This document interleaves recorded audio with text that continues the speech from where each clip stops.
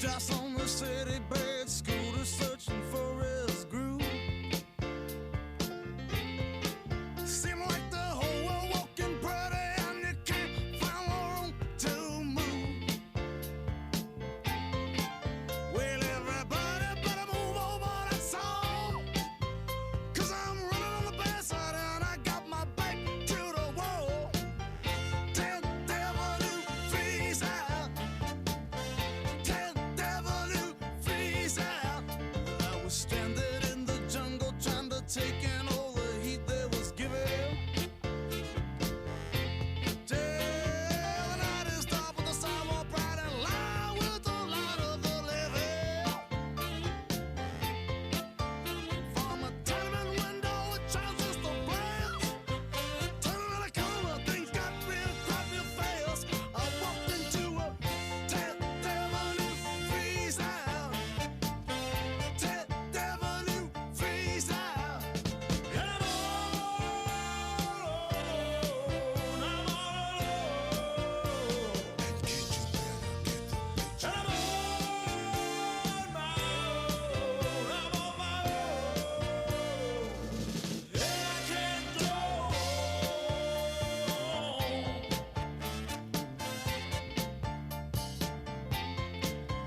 Well, the change was made uptown and the big man Joe in the band.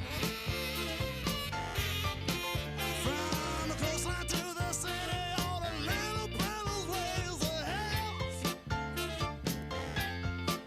Well, I'm gonna sit back right easy and laugh. When the schooner and the big man plus the city even halfway. Tell the devil to freeze out. Tell the devil to freeze out. Tell the devil to freeze out. Tell the devil to freeze out. Talk about the tell me. Ain't nothing but a tell me. I'm talking about the tell me. Ain't nothing but a tell, tell, tell, tell, tell, tell, tell, tell, tell, tell, tell, tell, tell. I'm talking about the tell, devil to freeze out. Tell devil to freeze out.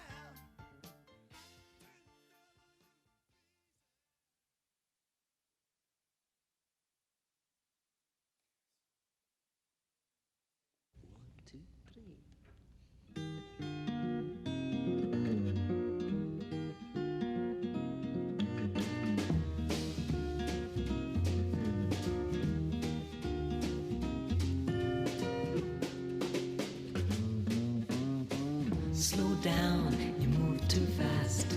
You got to make the morning last. Just kicking down the cobblestones, looking for fun and feeling groovy. Ba-da-da-da-da-da, feeling groovy. Hello lamppost, what you knowin'? I come to watch your flowers growing. Ain't you got no rhymes for me? Do it and do feeling groovy. Ba-da-da-da-da-da, feeling groovy. I got no deeds to do, no promises to keep.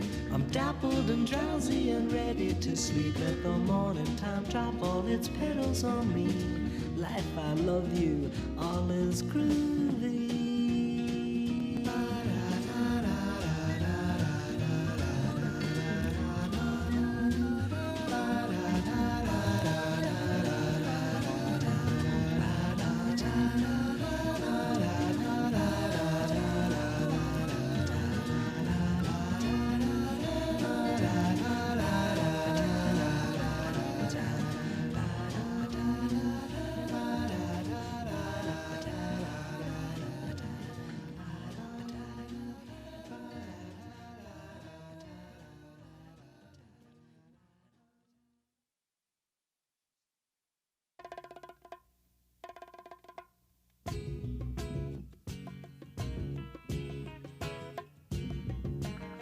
Said, brother,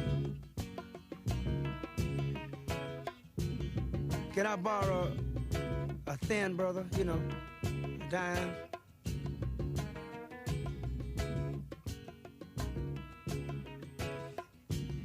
Say, sis. I sure like to have this old dime for me so I can get this cup of coffee. Caught me a snack or something. I guess I better quit trying to be hip and get on down. Hey, man, like, you know. I was born in New York City on a Monday. It seems I was out trying to shoot by Tuesday noon.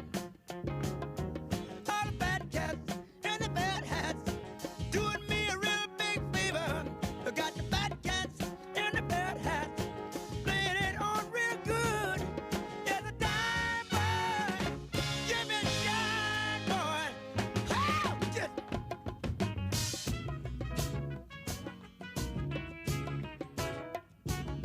when the cold wind comes, it lives in New York City, and the streets no place to be, but there you are.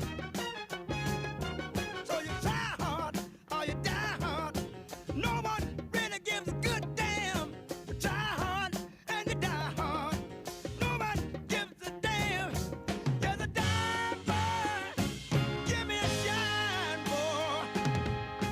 Turning hot in New York City. Ain't no way to be, but wherever you go, when you're down and out in New York City, I'm never gonna get that way again. Oh!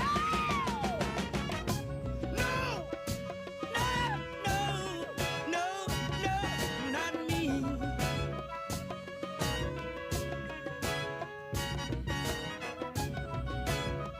When you need a friend, need to have her. When you want a friend, gonna get myself together till the morning. Gonna leave it all like a one bad dream. All the bad cats and the bad hats doing me a real big favor. You got the bad cats and the bad hats playing it on real good.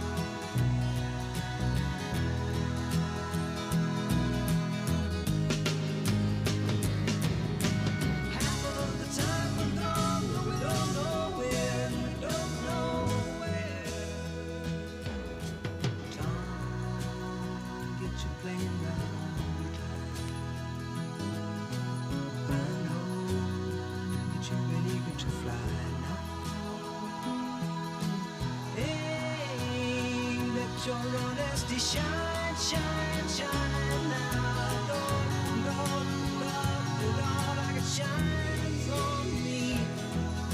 The only living boy in New York. The only living boy in New York.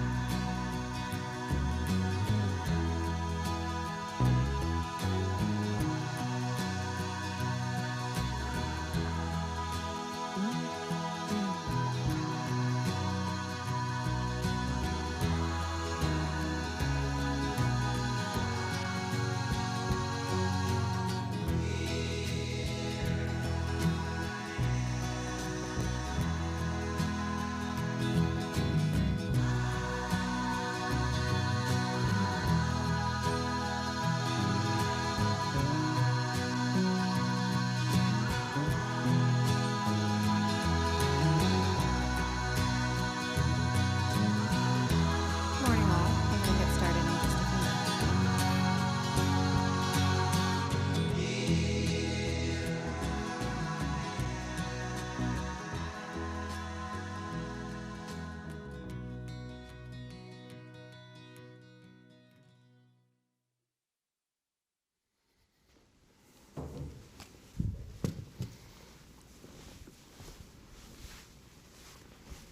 Well, good morning, everybody. There is a lot happening today at City Hall, a lot we have to get done, so I'm going to keep this morning's update very brief. But the good news is there is good news today. Woke up today to some additional really positive health indicators. I'm going to keep congratulating you all the time when we have these great results. I'll go over them in a few minutes. But what it says is that New Yorkers have done a great job through phase one into phase two, doing the right thing and making sure that we keep everybody safe and healthy. And so considering the success, which we have just pure data that tells us how we're doing, we continue to fight back this disease. Everyone's in this together. Given that success, it's time to talk about phase three. Now, phase three can start as early as Monday, July 6th, and right now we are on track for phase three. That's exciting that we keep making progress. Now, we've got obviously a ways to go until Monday, July 6th. We're going to be working closely with the state of New York to make the final decision as we get closer. But since it's all about the data is telling us yes right now. So we want to start getting people ready for it. We're going to have more guidance starting tomorrow on how businesses that can open in phase three should get ready to do so. But the good news is we're on track. And it is such an important step forward that this city keeps moving.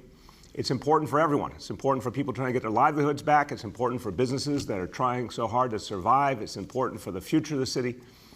But phase three is going to have some particularly important meaning for our young people. And I think if you've been watching not only these presentations over recent months, but the whole history of this administration has been devoted to young people, from pre-K, 3K, after-school programs for middle school kids for free, you name it. Our focus has been on elevating young people. And it's time to really help them even more because young people have been through so much. It has been such a difficult time. This coronavirus crisis has really put young people through so much strain, not being able to go to school, not being able to see their friends, trying to figure out remote learning, being cooped up all the time. We have to help our young people. We have to make this summer better for them. So yesterday we talked about some really wonderful new things we'll be able to do this summer. More will be talked about in the coming days. But the good news is that phase three, presuming we get to it on time, Monday, July 6th, phase three will also be the time when we start up again a lot of sports and recreation activity in our parks.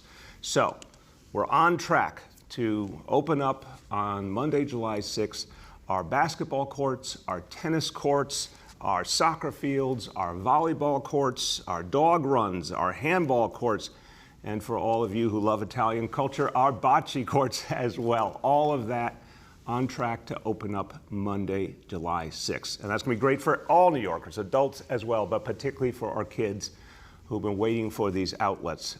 That's going to be a great moment. Now, we got work to do to get there. Let's keep on it. Just remember, it's about the discipline we've shown so far, continuing to stick to the guidance. Remember, the state and the city will also have guidance about how to, in each and every one of these cases, handle the situation the right way. There's still social distancing that has to be achieved in different ways, face coverings in different ways. We're going to have a lot of civilians out there, ambassadors, educating people, providing the face coverings. We know it will take hard work. We know it will take a lot of education, but we can do this and keep moving forward. And New Yorkers, one thing I can tell you from talking to so many New Yorkers is no one wants to go backwards. There's been a lot of discipline, a lot of strength, because people want to keep moving forward. So let's stick to it so we can get to phase 3, make it work, and then keep going from there. Okay, now, what has helped us to push back this disease? Well, it's the same thing that we've talked about from day one. Testing, testing, testing. There's more and more testing all the time. That is helping immensely. And today I want to talk about 2 new wonderful partnerships that are going to help us provide a lot more testing and help us get it to the communities that have been hardest hit. First of all, CORE, Community Organized Relief Effort. This is a wonderful organization founded by Sean Penn, and I want to thank Sean and everyone at CORE for agreeing to become a part of this exciting effort with the City of New York. There will be a huge mobile testing effort up starting next week with a particular focus on our seniors all over the city. Second, Somos Community Care is now coming into partnership as well. I want to thank Dr. Ramon Talaj and Dr. Henry Chen for their leadership. Somos includes providers in communities of color, healthcare providers, most of them themselves people of color who do extraordinary grassroots work to protect their communities. I've worked with Somos before. They've been great partners. They've helped us out, donated a lot to help small businesses in the Bronx that needed to come back recently. Thank you to Somos, and particularly for the fact that they will now be bringing online about 50 new testing sites, particularly focused on pediatric clinics. So kids, parents, families, a great place to reach people in their communities. So these 2 partnerships are going to help us a lot. Now, continuing on testing, we want everyone to get that diagnostic test. That's something that's important. We want the most people possible to get it, but we also know a lot of people want the antibody test. They want to know if they've been exposed to the disease before. That's important too. Both tests tell you something very important. We want people to get this information. We want people to engage testing, and so health and hospitals, the hospitals themselves, the clinics, will now be offering antibody testing for free on a much bigger scale, along with the diagnostic test. So you get the 2 tests done at once for free. You get the results of the antibody test within 24 hours. A lot of people want that peace of mind. Were they exposed to disease before? Remember, it does not tell you that you don't need to keep taking precautions. It does not tell you you can never get the disease again, but it does tell you you've had it, you've fought your way through it. That's really helpful and reassuring to people.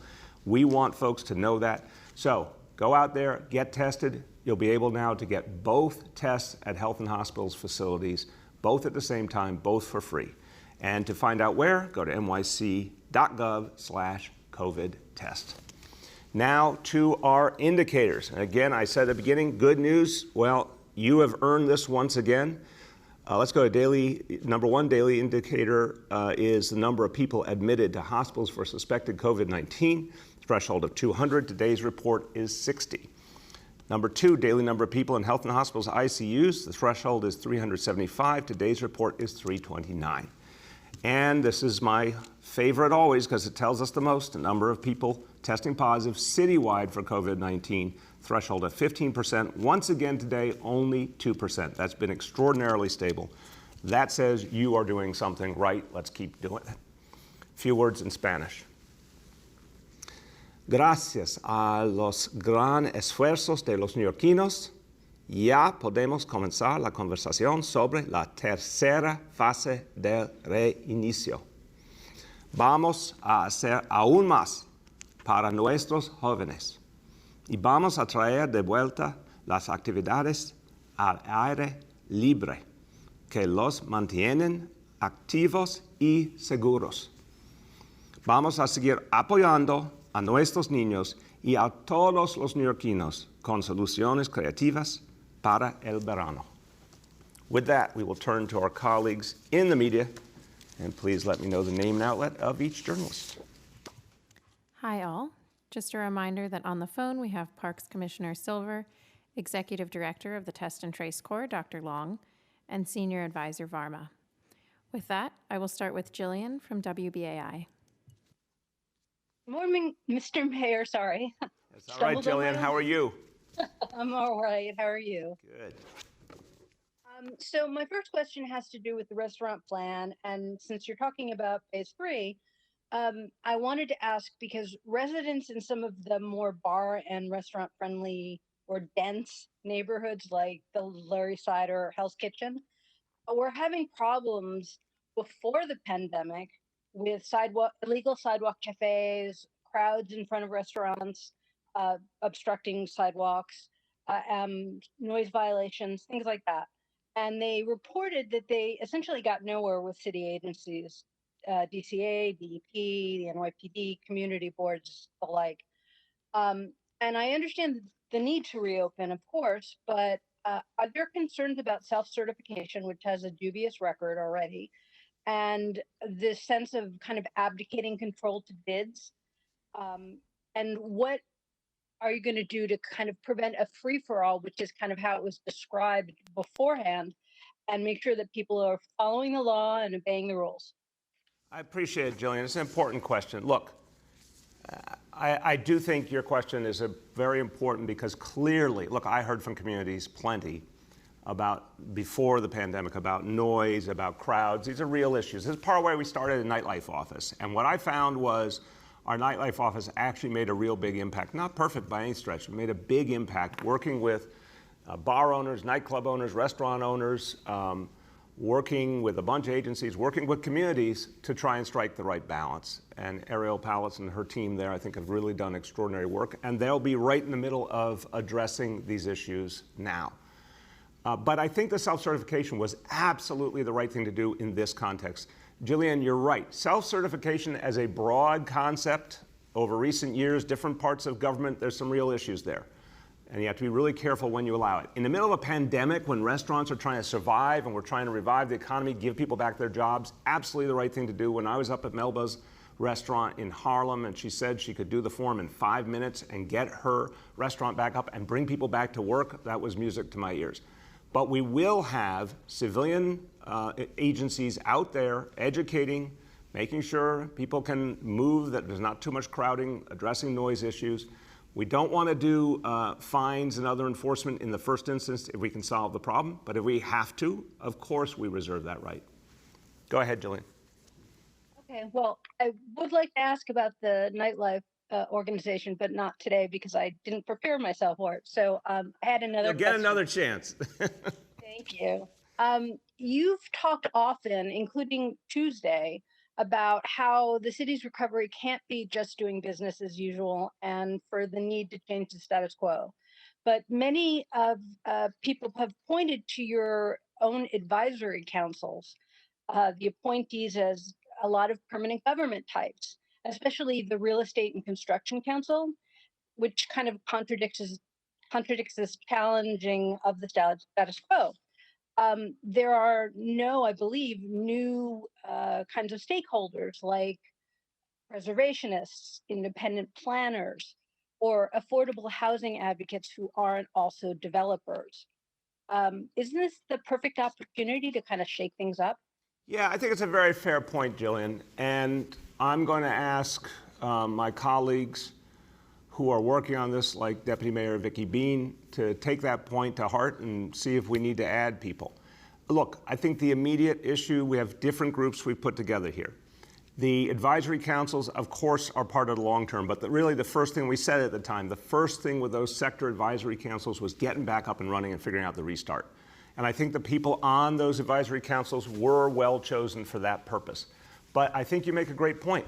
If we have to think beyond the immediate restart to the recovery and changing the status quo, are there voices we need to bring in who are not yet present? Very fair point, so we're going to look at that and see how we can improve upon that. The other entities which are working intensely on the process of change, the internal task force on racial inclusion and equity obviously is a great example. We've announced there's going to be a commission on racial justice and reconciliation.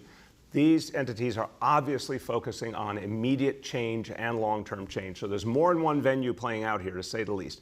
But I think your point's well taken, and we'll work to add other folks to those advisory councils. Next, we have Dave Evans from ABC 7.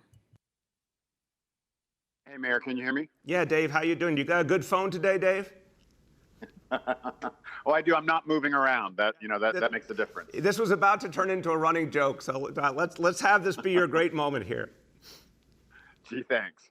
I wasn't with you yesterday because I was doing some election follow stories, so you may have gone over this yesterday. But I wanted to see, when you talk about the 22,000 people who would have to be laid off, is that a given, since we really can't, have you go to Washington or to Albany and get something done by the deadline? And why can't this be delayed? Why do you have to do this? I know what the law is, but don't we have some extenuating circumstances here?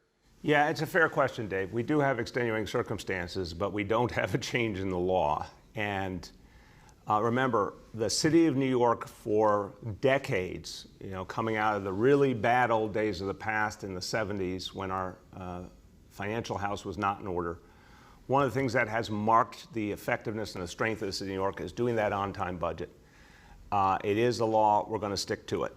But that said, look, our goal in the budget, let me make sure I'm 100% clear about the goal here. The goal is always, because we're in a pandemic, because we're in an economic crisis, a healthcare crisis, it is first of all to protect people's health, second, safety, third, keep a roof over their heads, fourth, keep food on their table. These are the things that we're focused on singularly. And that's the way we have to make these decisions in the budget. But we also have to balance the budget. And you're absolutely right. We thought there'd be a stimulus by now. It hasn't happened. Obviously, Albany right now, our fear is that the state government will be cutting us further, not sending us aid. The one big open question is the potential for long-term borrowing. We're still working on that as we speak with the legislature. But Dave, look, I hate having to talk about furloughs and layoffs. It's against everything I believe. The reality is we are running out of money. There's just no way in hell we're going to get a lot of new revenue immediately. So we're at the point where we have to deal with reality, but we would do it with a time delay. So what I said is, if we don't get help very quickly in terms of long-term borrowing from Albany, we will have to put into this budget the layoff of 22,000 city workers, an astounding number, a very troubling number. Every agency will experience layoffs. A lot of people will lose their livelihood. I don't want to see that. A lot of city services we depend on will be gone. But we would have no choice unless some immediate help comes. We would time that for the fall so that if stimulus money came in the meantime, we could do something with that. But if it doesn't come, there's no guarantee of the stimulus at this point. If it doesn't come, we would then have to activate that. Go ahead, Dave. Okay, then my second question is related to the Shepherd counseling program that you were so pleased with earlier. Is that a given that those people are cut now, or can they hold on until October also?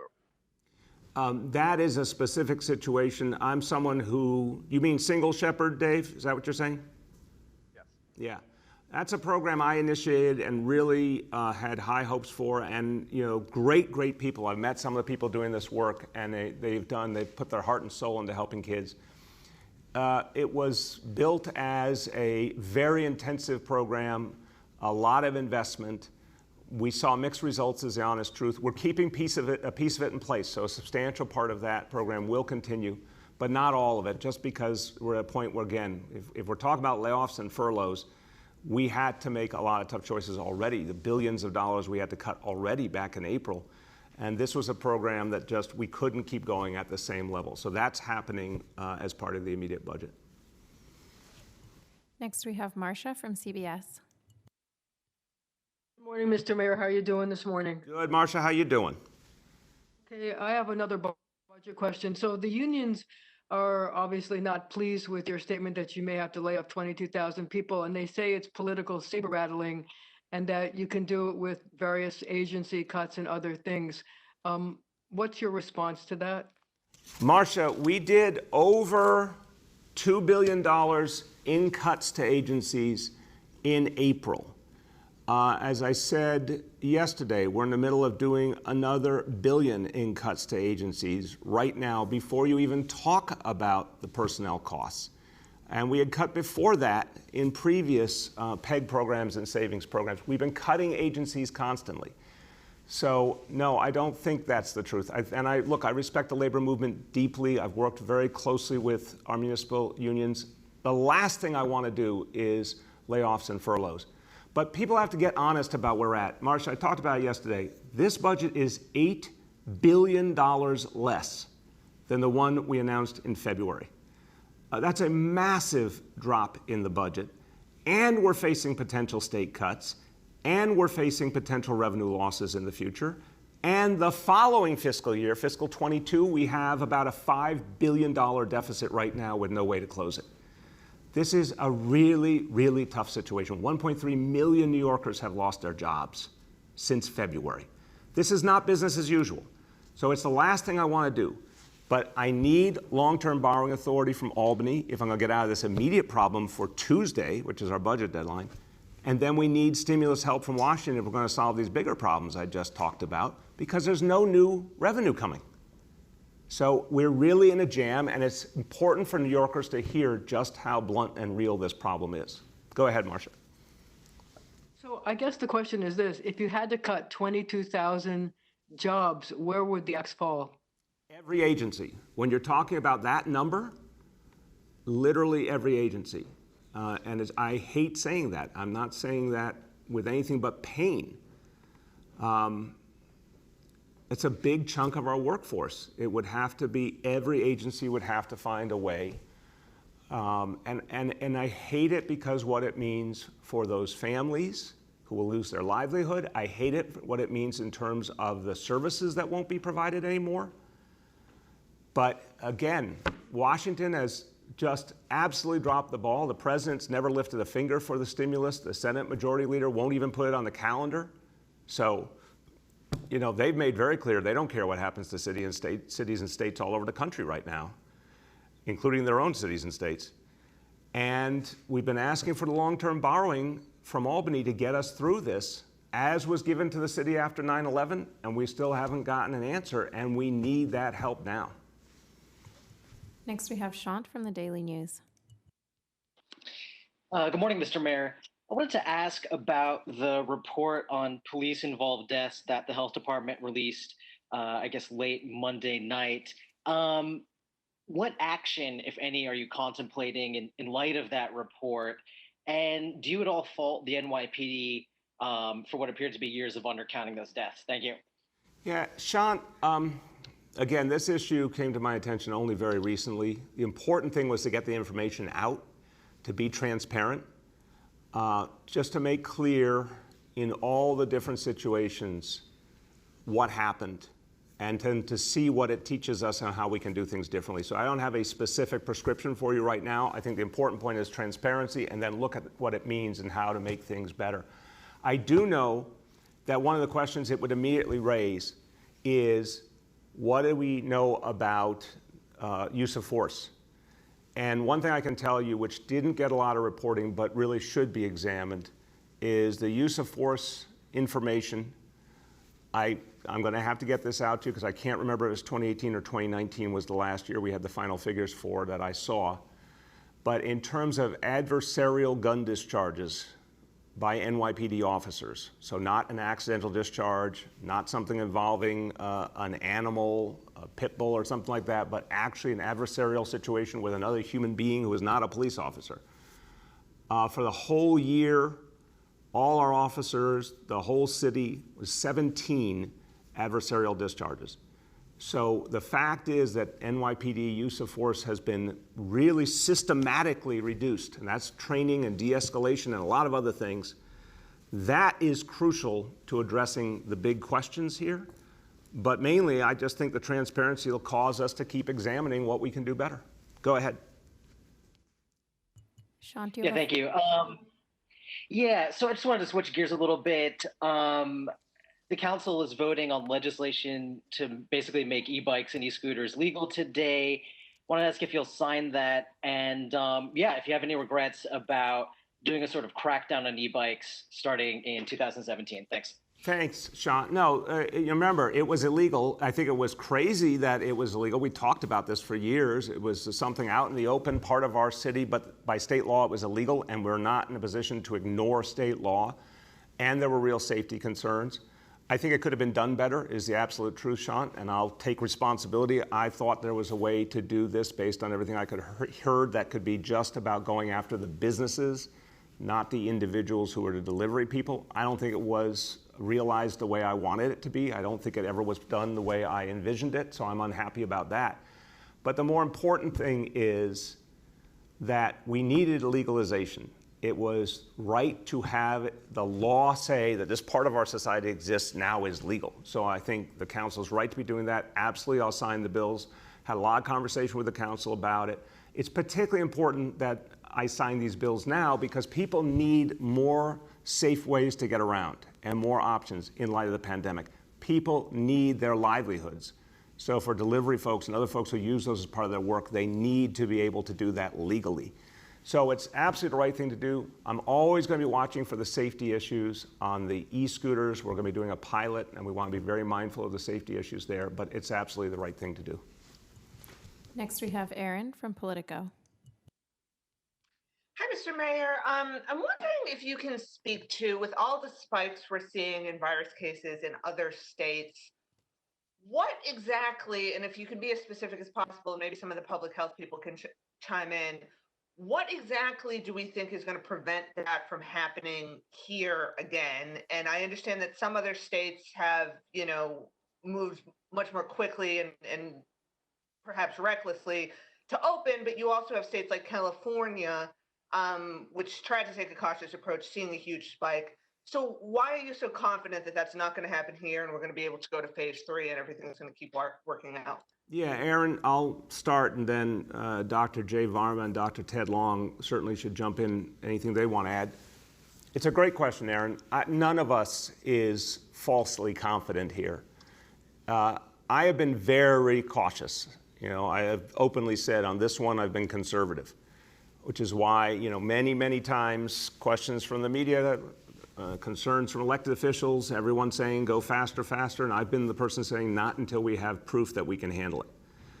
And I even hesitated in terms of the decision on phase 2 until we had enough of a body of evidence that phase 1 had not created a huge uptick.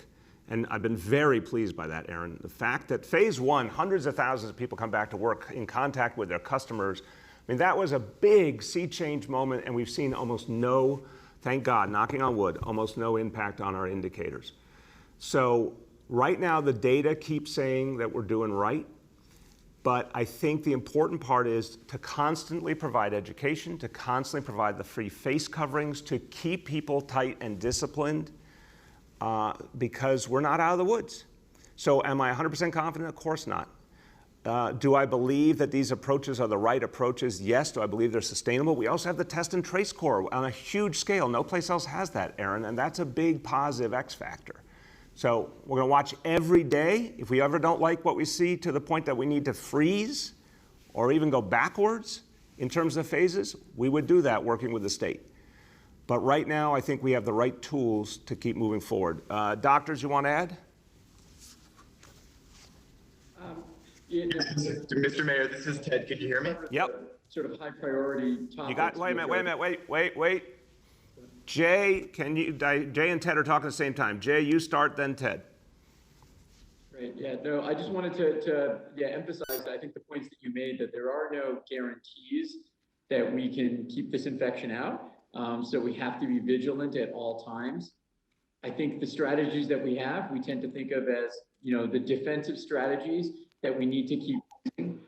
So that's everybody wearing a mask, maintaining social distance, limiting gatherings on the one hand, And then the second is, of course, our offensive strategy, which Dr. Long can describe in more detail, which is test and trace. And we need to keep in mind that one of the challenges for New York back in February was that we didn't have universal testing. So we didn't really have a clear window into what was happening at any given time. And that has changed dramatically. So the indicators that we have are now much more useful and precise than they were at previous times. Okay, go ahead, Ted.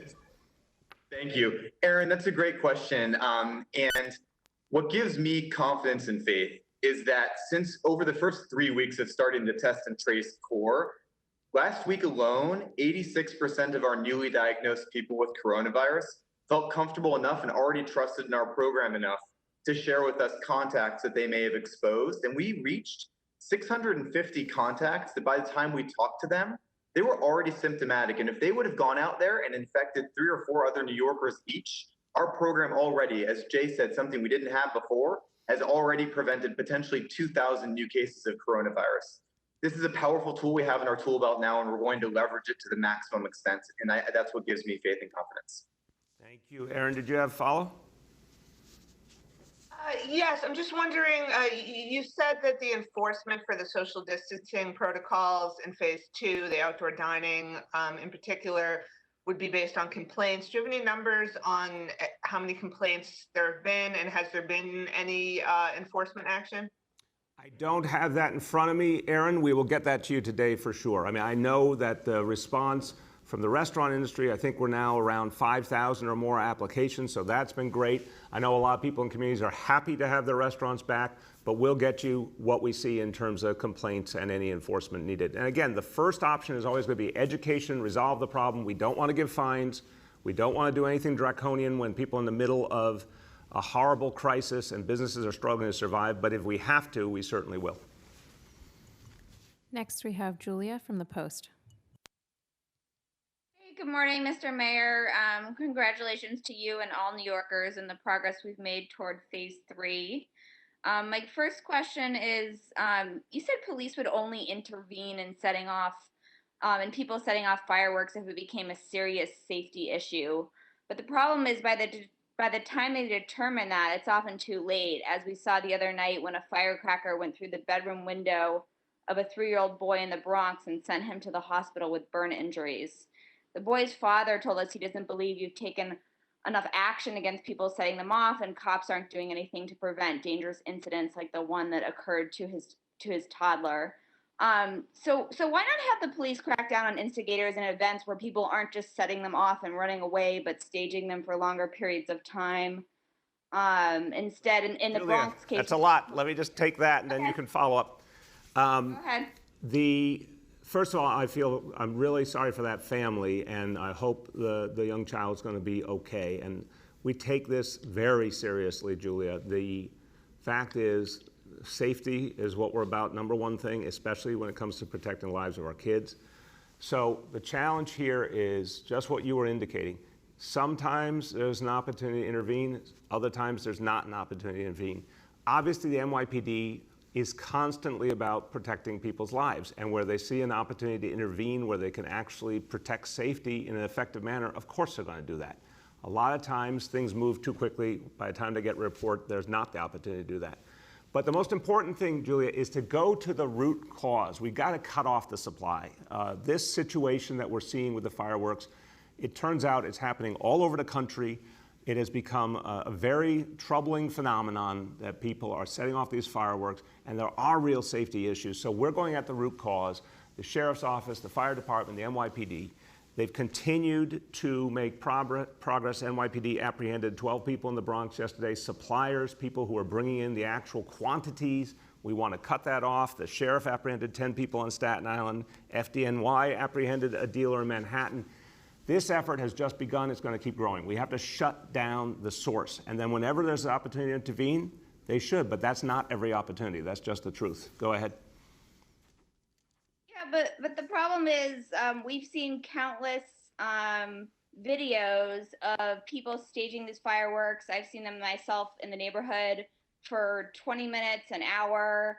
And the police don't come. And then we've seen numerous videos of the police coming or the FDNY coming and just standing by. So why aren't the police or the FDNY being more active in Respectfully, the videos don't tell you the whole story as per usual in life. The NYPD, FDNY are always going to make decisions based on safety. They have many other things, particularly NYPD, dealing right now with other profound challenges, and we've talked throughout this week about the challenge we're having right now with shootings, which is job one to address, and that's what I want NYPD focused on first and foremost. But they're always going to make decisions based on safety and based on the information they have before them. A video doesn't always show you the whole picture. I have faith in the professionalism of the FDNY and the NYPD that they're going to make decisions based on the fact at hand and obviously based on protecting people's safety. Last two for today. Next we have Juliet from 1010 Wins. Oh, hi, good morning, Mr. Mayor. How are you? Good, Juliet. How are you? Fine, thank you. So I also wanted to follow up on the fireworks.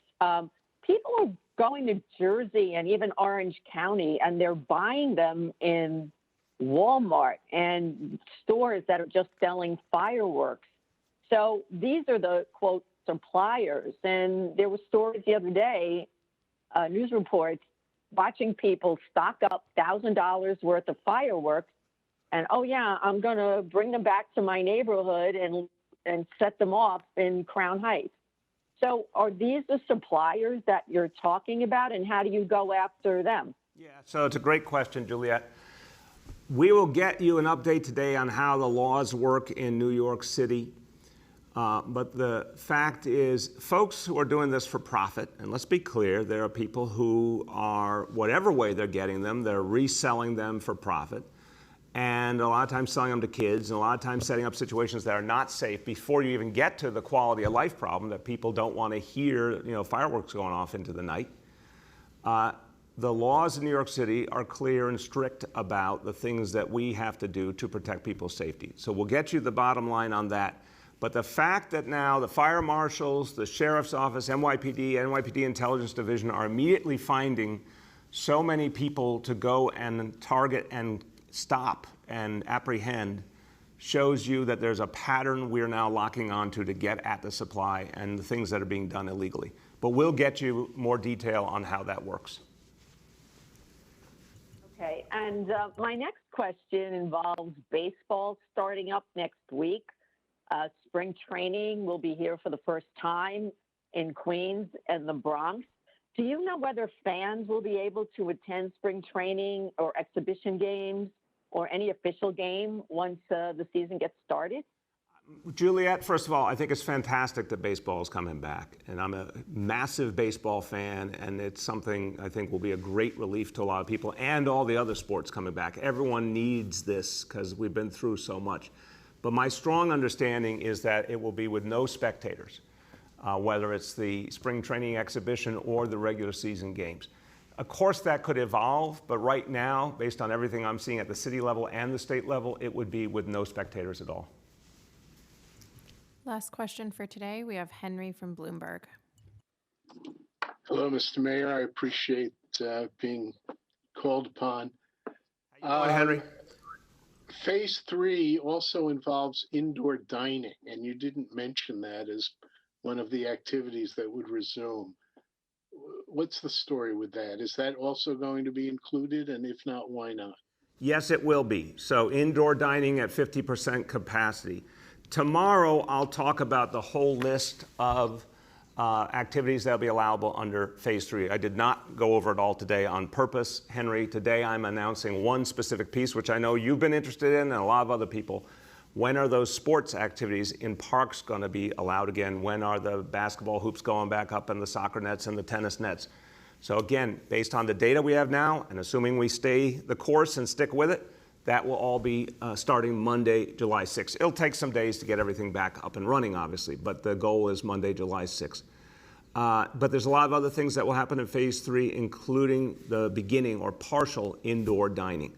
So tomorrow I'll start to outline what those pieces are and how we're getting businesses and the city ready for them. But again, so far so good, and it's exciting that we can now talk about this and get ready for it. Go ahead, Henry. Okay, thank you. And my second question has to do with the budget. The Citizens Budget Commission says that on average, about 22,000 employees turn over every year, including a lot of employees in the police department, which, as you know, the personnel is very expensive, including the fringe benefits. And given the fact that thousands are attriting every year, doesn't that make the task of cutting the workforce a lot less daunting? And isn't that a way to save a lot of money? And the Citizens Budget Commission also has several other recommendations. They're not particularly austere or ideological, but they have to do with ways that the city could save money without cutting the police department by $1 billion and without really significantly cutting services. Henry, go ahead. I'm sorry. Did you have more to that? I'm sorry. Well, I was going to talk about consolidating some of the welfare funds so that each union doesn't have their own welfare fund, and various other ways of consolidating, procurement so that you can take advantage of, purchasing in large numbers, savings like that really don't go to cutting essential services. I appreciate the question a lot. So first of all, this is what, the Office of Management and Budget all day long is looking for savings. As I said, just in April, over $2 billion in agency cuts and savings, another $1 billion happening right now before you even talk about the probability of layoffs or furloughs. So that's a constant effort. Citizens Budget Commission, we talk to them and look at their recommendations. Some are more viable than others. Some make more sense than others. I don't know if I'd always say they're not about an austerity vision, because I disagree with the austerity concept. I think whenever possible, investing in our communities, investing in city services, investing in our workforce is the smart thing to do for the future of the city.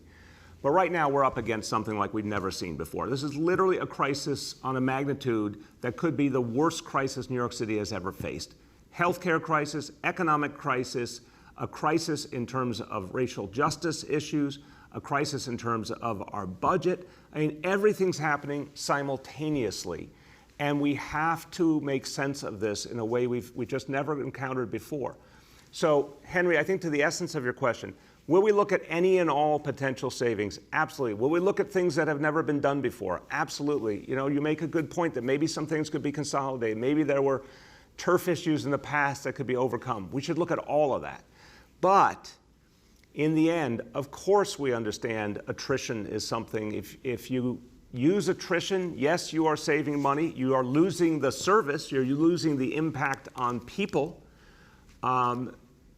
You can't reach people and help them if that job's not filled, just like if there's a layoff or a furlough. But the problem is the sheer magnitude here. The budget is $8 billion smaller than it was in February this year, and it's only going to get worse. I told you for the following fiscal year, fiscal 22, there's over a $5 billion deficit right now and no way to fill it, and the likelihood of state cuts. So we're in the great unknown, Henry. And unfortunately, unless we get borrowing authority from Albany quickly, unless we get a substantial stimulus from Washington, the only direction we go in is to keep cutting, and I hate that, and I don't want to do it, but I have to be honest with the people in New York City. We have to be prepared to do that. It's a last resort, but it's just the reality we're facing right now. Okay. Did Henry get his too? Okay. Yes. Thank you. That is a sober note, obviously, and a real challenge, what I just said, and it's, again, unprecedented. But let me end on what I think is not only the hopeful note, but the underlying truth here, which is what all New Yorkers have done. We've been through a lot of pain. A lot of families are suffering right now, a lot of challenges, many more to come. This will be a multi-year challenge. But we are coming back right now, as we speak, right this minute. New York City is coming back. And New York City is incredibly resilient. People did a great job with phase 1. They're doing a great job with phase 2. We actually now can talk about phase 3 beginning on Monday, July 6th. I got to tell you, if you asked me a month ago, did I think we could move this quickly? I was dubious. But you have done it. New Yorkers, you have done it. You've been tough, you've been strong, you've been disciplined. You're bringing us forward. Keep to it, because if we want to keep going from one phase to the next, and we want to keep making that progress, it depends on you. Thank you for all you're doing. Keep going.